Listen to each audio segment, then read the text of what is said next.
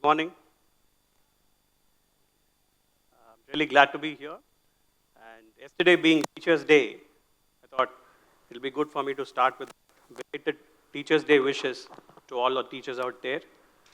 I think teachers are originally the TEDx speakers for me as far as I'm concerned. Short, powerful pitches, but just that, the difference is that they get to probably give some assignments or homeworks. That's the only difference.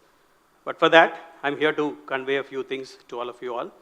And I would like to start off by showing a few numbers, throwing a few numbers to all of you all. Talking about 1,800, 1,000, 15,000, and there is a percentage that has come handy as well, 65%. Maybe, is this a math test? Or am I here to show you some number series? Or maybe, am I here to help you with some aptitude question? No, certainly not.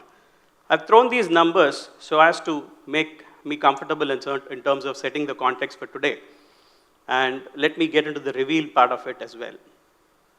18 is the years of age that I would like to depict with. By the time somebody turns 18, he or she would have been part of 100 plus examinations all through his or her student profile. He or she would have been also be part of somebody in terms of the test process, over 1,000 test papers that he or she would have been accustomed in terms of taking those tests. And in all, we are talking about 15,000 plus classroom hours that a person will have to go through so as soon as he or she becomes 18 years old. So now what is this 65% that we are talking about? It is a very important figure as far as I'm concerned because it is the percentage of jobs that has not been invented as yet. What I mean to say here, 65% of the children in school today, you're going to get into a job, you are going to work in some place where the job has not been defined as yet. Which means we are talking about loads and loads of learning, but again, we are also getting into something where we are going to explore something which is going to be unknown. So this is the premise with which I would like to start off my talk, right? With this premise, I would like to ask a very pertinent question to all of you all, especially the young students who are seated here. What if the future requires forgetting? What if the future doesn't only talk about adding to knowledge, but also some bit of subtracting to the knowledge quotient as well? Well, I don't want answers now. I just want you to have this thinking. And with that, I would like to, with probably this question, I would like to probably give some answers in the form of some examples. I'm going to be showing you two slides in the next up. One with a set of 3 companies that really were going big as far as their fame, as far as their brand was concerned. And suddenly they felt, because of some reasons, they were having the downfall. And I'm also going to be talking about companies which started with very humble beginnings, but then later picked up and went on to become the huge successful companies. Now first we talk about the first ones, when success becomes a trap. I'm going to be showing you 3 companies that we are talking about: Kodak, Blockbuster, and Nokia. Kodak, I'm sure you'd be knowing them as the king of photography. Incidentally, or ironically, I would say, they invented what we call it as the digital camera, right? But the problem that they had was they did not want to let go of the film rolls, they clung on to the film rolls. Eventually, what happened was Kodak became bankrupt, and that was the reason for their downfall. Then we are talking about the American giant, Blockbuster. Blockbuster, a company that was started around the mid-1980s, is one of those famous companies which was into DVD rentals. But what happened was they were stupendously successful. But over a period of time, they were very comfortable with that success. And it's so much so that they had an attractive valuation to buy Netflix at an attractive valuation of $50 million, but they did not want to take that as well. And again, they were clinging on to the video rentals as the model to the way forward. And then most of you here would be aware about the giant in the mobile phones, leaders in the mobile phones, which is Nokia.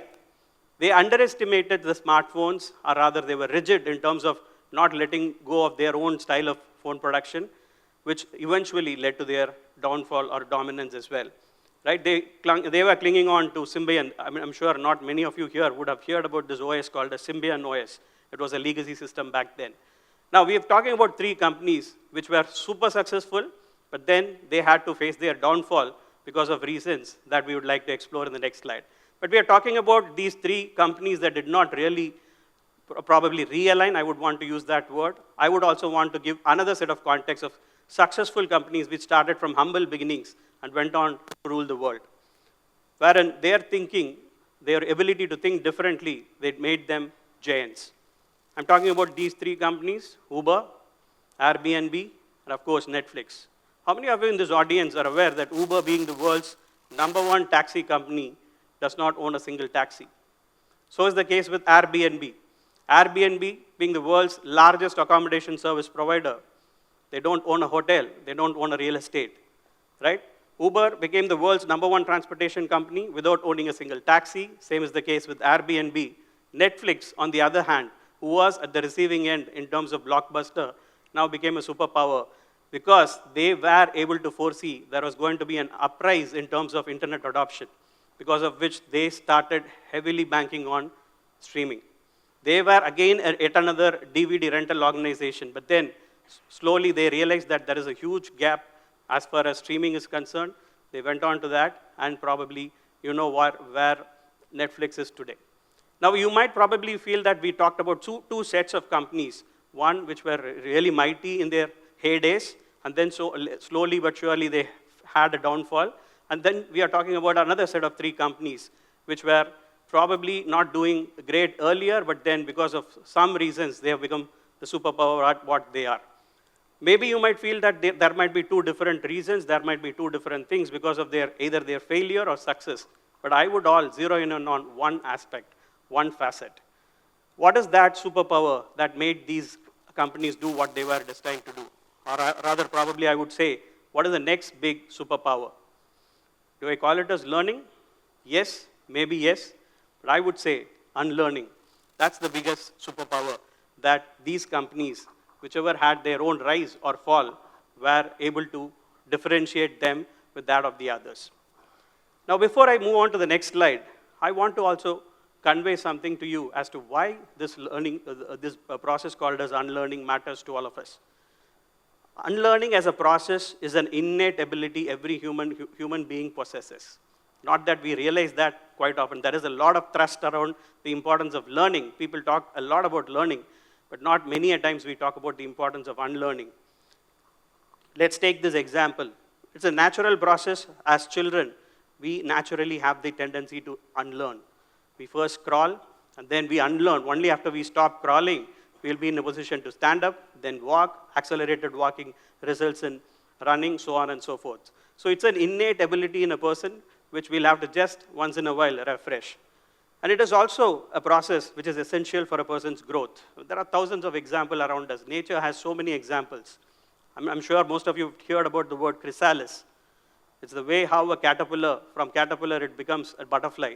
It had to undergo a rigorous process of letting go of a few things and then make sure that it becomes a beautiful butterfly ability to fly, which has the ability to fly. And of course, the most important thing, the third most important thing of this unlearning process is that, please mind you, unlearning is not the opposite of learning. In fact, I would say unlearning is a process by which you can definitely amplify your learning process. So these are not opposite of each other.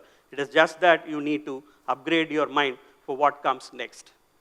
A classic example of unlearning that is there in front of us to see today is that of NVIDIA, a company which was started as a gaming GPU company. I think most of the games that you play today, I think NVIDIA was supplying the GPUs for that. So NVIDIA started off as this gaming company, but then when they realized that they were able to offer so much for the AI compute, they reimagined from just an AI company in terms of gaming company to powering the AI part of it. So today they are the core of AI revolution that's happening around us. So that's a classic case of unlearning in action. Now, my 2 cents as far as what is in it for students like you in terms of how you can embark unlearning with the form of a hidden curriculum, a few pointers that I would like to take you through is, yes, marks and degrees definitely open doors for you, many instances. but I think a lot of speakers earlier as well were talking about the mindset, the importance of mindset, right? Mindset that decides as to how far you can go. I mean, when I'm talking about mindset, somebody talk about the positive mindset. I would also say the importance of growth mindset and a person's ability to say that, yes, I don't know something, but I will make sure that I learn. I will learn and make myself comfortable with that topic. That's the mindset that we are talking about. Hard skills, yes, the so-called technology skills, your subject knowledge, all those are important. But again, most important is the new age soft skills, the art of storytelling, the ability to probably go with a growth mindset, personal branding, networking, all these things are equally important. And of course, the future will definitely belong to somebody who can let go of those old ways and get to learn and unlearn quickly. As far as the career agility and lifelong employability is concerned, I have just a quick set of pointers for you to have a look at. See, today, the shelf life of technology is so very narrow. What used to be a technology of relevance yesterday is no more relevant today. It has become obsolete or redundant. So the tech shelf life, I would say, probably is less than 6 months. The cycle changes between 3 and 5 years every once in a while. So I would look at whenever your students, you are going to start your career will definitely have a series of restarts. And each restart will require you to undergo a lot of unlearning. So career security today is not to do with stability. It is about the way in which you are able to adapt. Your adaptability is going to be the most important thing. I have a small equation because I feel both academia and industry go hand in hand as far as building the future of the workplace. So I feel that the old model, heavy reliance on this structure, which is learn, graduate, get placed, and then work. I think new model has to be learn, unlearn, relearn, and then repeat. Right? That's how the new model has to be. And my humble take as far as what needs to be done from the institution and the industry is that institutions should go definitely beyond placements, and they should start preparing students who are in a position to be agile, nimble, and who are in a position to embark on their journey towards lifelong employability. At the same time, industry should not just be in a position to demand, but also come forward to just become, become a talent consumer, but also become a talent co-creator as well. So the unlearning challenge, as far as the process as to how do you go about unlearning is concerned, I think 4 steps are there. The number 1 is that of question. Question the ecosystem. Whenever there is an assumption, whenever you feel something you have as a doubt, question. Question the ecosystem. Seek diverse perspectives. Don't be bound by one or two opinions. Try to understand perspectives from diverse background. Release. Whenever you feel that something is not adding value to it, just drop it. And then relearn. Bring in a new, fresh perspective, and then start something as a fresh approach, and then finally rise. Grow beyond the limiting factors. When in my own example, I have a couple of limiting factors that I've had. Back then, when I was a person who completed my mechanical, and incidentally, how I got into mechanical was a story in itself is a funny story. So I was so very influenced by my peers. I mean, somebody from a neighbor's friend, he's not even my neighbor, neither my friend. He said that mechanical is the best branch for boys. And that's how I landed in mechanical. From that to probably then I felt that mechanical, probably yes, it is a good department, but then my strength lies in terms of my ability to work with human beings. So that's when I chose from mechanical to an MBA in HR. So that helped me, that opened doors, a lot of opportunities for me. And then now, the second limiting factor that I was having was that I was not a good person in terms of talking in front of a gathering, leave alone in front of audience like this. But then that was again a limiting factor as far as I'm concerned. Then I had to unlearn that. Now here I am in my TEDx engagement. So these are the various challenges that might come your way, but then follow this approach of question, release, relearn, and rise. The last thing that I had to convey to you, yes, the next big thing finally is you. Right? We are talking about a lot of things as far as the future will go here, future will go there. We are interested or intrigued by finding out what is the next big technology, but hardly do we talk about what is the next big thing in our own self. How many of us have thought about this in the last 1 year, 2 years, or whatever time frame? Do that. Even a mobile phone today will definitely have a lot of app updates. The mobile applications will have updates. Are we having some updates on a daily basis? Something that I want all of you all to retrospect. So this is my closing note. The next big thing is not just what we know, but what we are brave enough to let go, right?